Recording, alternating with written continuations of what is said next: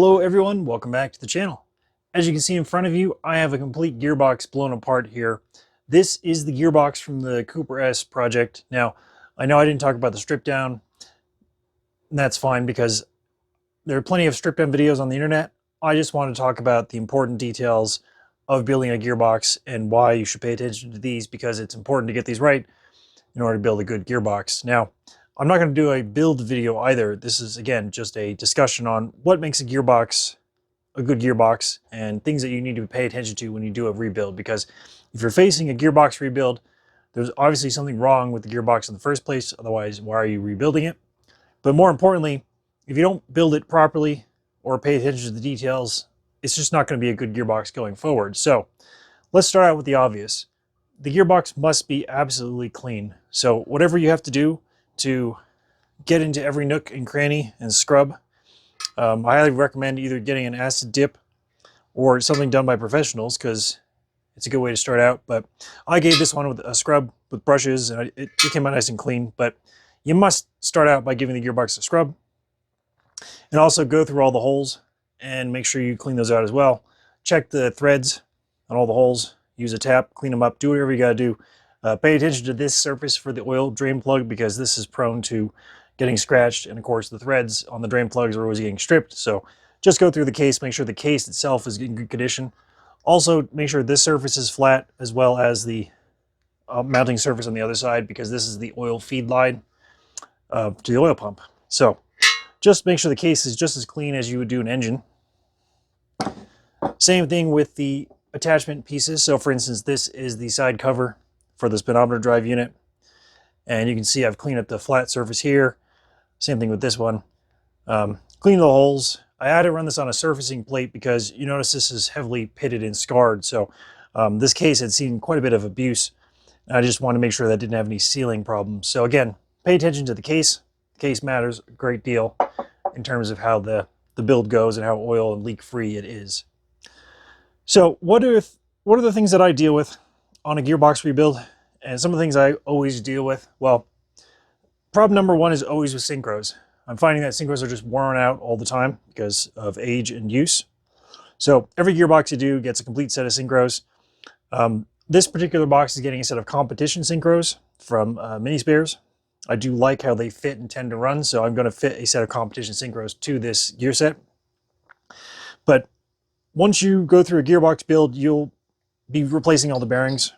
So for instance, here's one of the roller bearings on this Layshaft. These are all in good condition. This box had been rebuilt not too long ago, so it was my task just to strip, clean, assess, and then put whatever parts I felt were necessary. But bearings in here, you'll be checking the condition of the shaft. Make sure the shaft isn't worn out or have any issues on this.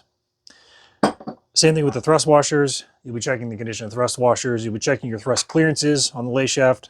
So they sell different thicknesses to deal with that problem. The main shaft, again, you'll be stripping this down to check the condition. One of the parts I always see worn is the nose here, where the input gear rides, and the bearing, of course, but this was a freshly rebuilt box, so this is in good condition. But yeah, all this stuff needs to be stripped apart, get the Synchros in, get them switched. You'll be checking the condition of the teeth. So you'll be checking the condition of these. These teeth here, this is what controls your reverse gear. So you want to make sure that none of them are beat up. You'll be checking the little Synchro houses. I call them houses. I don't know what the exact shape is called, but you'll be checking to make sure that they're all there, they're all broken, they're all destroyed. In the case of this gearbox, it is actually all in good shape because, again, it had been recently rebuilt. I was only having to go through and do a thorough cleaning because of the trauma that this engine suffered. Just rained grit down on this box. So it was more important for me to give it clean than anything else. But another thing to pay attention to is your reverse gear. Now this one is it's a little sloppy, but it is serviceable. And also double check the teeth. This one is not the best condition, but it is serviceable. So I'm going to be leaving this alone. But again, you can replace the shaft. There's a bushing in here that you can press out, replace, and ream to size. I don't recommend that as a hobbyist job. That's more of a professional job. Another thing about the main shaft while you're doing the Synchros is I always replace the Synchro ball bearings as well as the springs. So these are what help keep the hub assembly locked in place in gear. And if the springs are worn out, the little ball detents are weak and can cause issues with the hubs. On these early Magic Wand and remote boxes, they also have these detents. These are the spring detents that go on the shafts. So here are the selector shafts, and you notice these little notches here. That's what the spring ball system, it's just another detent system. It locks into these positions. So I always fit fresh springs to these because, again, they help hold the selector shaft in place, holding the gear in place. So that's another good reason to replace them is, again, the holding abilities. Because if you've ever driven a Mini that you put in third or something, you go to accelerate or decelerate, and it just knocks out a gear right away. Some of this is the wear and tear in here, and some of this is actually just with the stabilizers on the engine. But if you're doing gearbox, again, just focus on anything that helps keep the gears in place and make sure they're fresh. Speaking of selectors, these are the old Selector Forks. I typically replace Selector Forks on every gearbox I do because even though things look in good condition, they may not actually be. So for instance, let me show you the 3/4 selector here. I will show you how wiggly it is on camera. You can see that it's quite loose. If we test it out with the new one,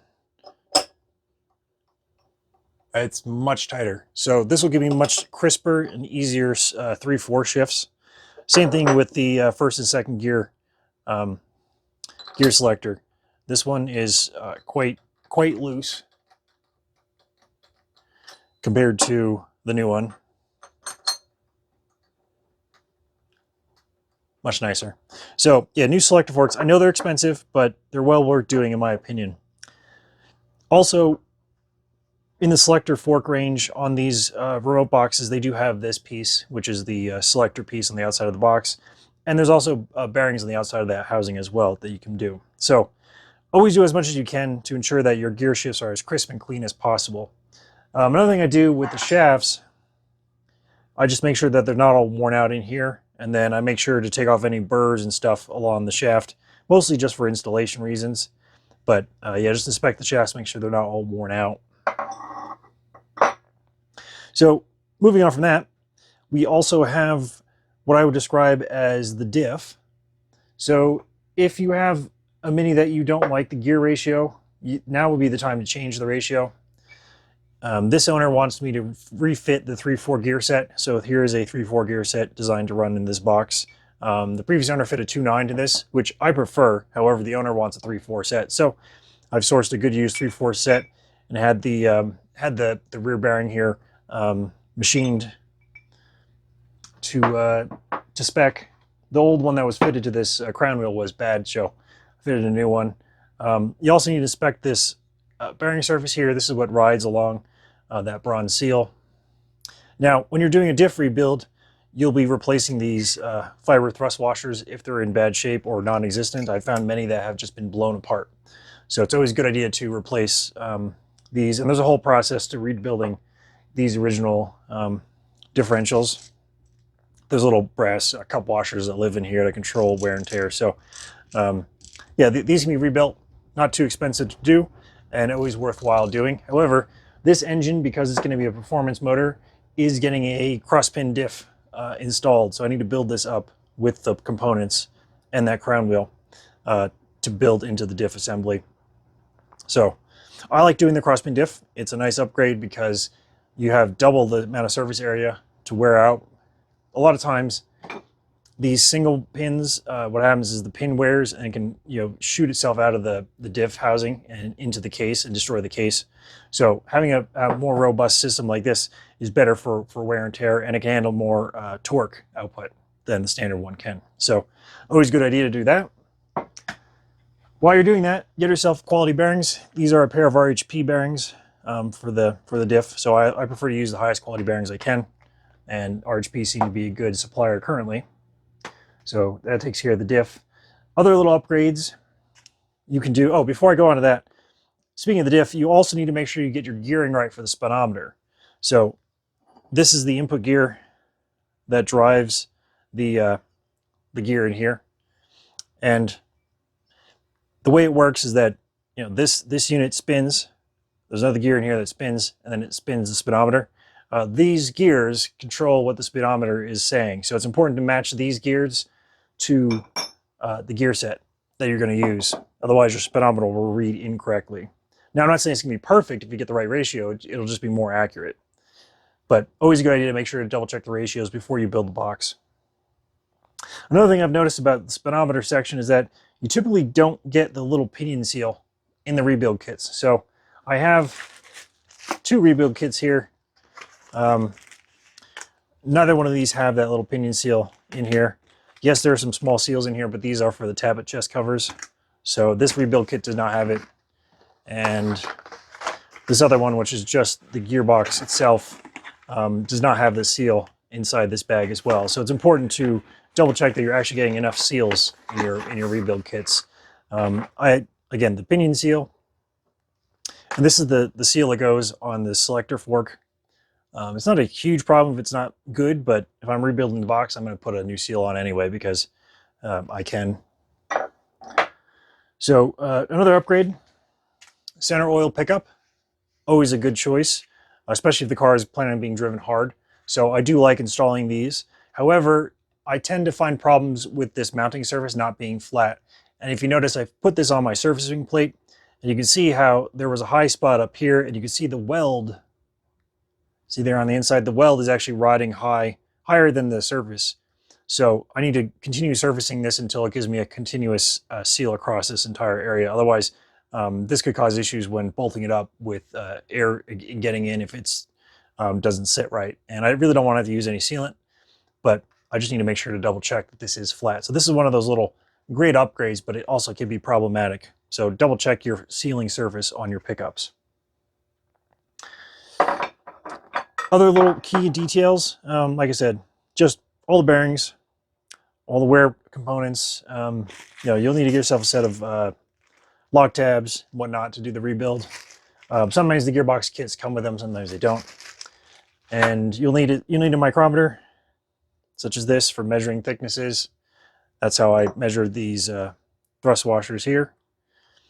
You also need a set of feeler blades just to check clearances on things. You'll need a press, you'll need a bunch of other tools, a bearing puller, etc. Not shown on here, but you get the idea. Another key detail to have on hand, especially if you haven't done a gearbox rebuild before, is, of course, a trusty workshop manual. I prefer the factory manuals because they give you the most accurate information, including clearances and whatnot about individual components. So always get yourself a copy of the manual. The other nice thing about a workshop manual is that there's no advertising. You just open it up and it tells you information. So it's great to have a physical copy of the manual itself on hand. And that's what I like about them. So hopefully, guys, you appreciate this little rundown. Like I said, I'm not building up this box on camera. I'm just talking about what goes into a good build. Now, I'm sure there's plenty of other things to discuss about building gearboxes, and plenty of other people have covered these topics, but this is just my take on the things that I like to double check and monitor and verify that are in fact good quality parts. For instance, the bearings, or the Synchros, or the individual components. Because I've seen a lot of gearboxes where people don't actually replace the forks, and after the rebuild, the car still drives fairly poorly, despite having gone through all the work to replace the gearbox. And the gearbox is one of those projects where you spend a lot of time building it up, and then you install it onto the engine, and then you install the engine back in the car, but you can't really test it out until you're driving it on the road. And if there's a problem, you got to pull the engine out and strip the gearbox off it again. So it's always important to get this done properly the first time. Otherwise, you'll have issues on the road. So hopefully you guys appreciated this episode. If you did, let me know in the comments below. I know there's a really great video that Ross put out, so I'll put a link to that video in the description if you want to see a proper teardown video. But otherwise, yeah, also John Guest does a great video talking about doing gearboxes, and he's a great supplier of gearbox parts. So if you need anything, go give him a shout. And yeah, thanks guys for watching. As always, we'll see you soon.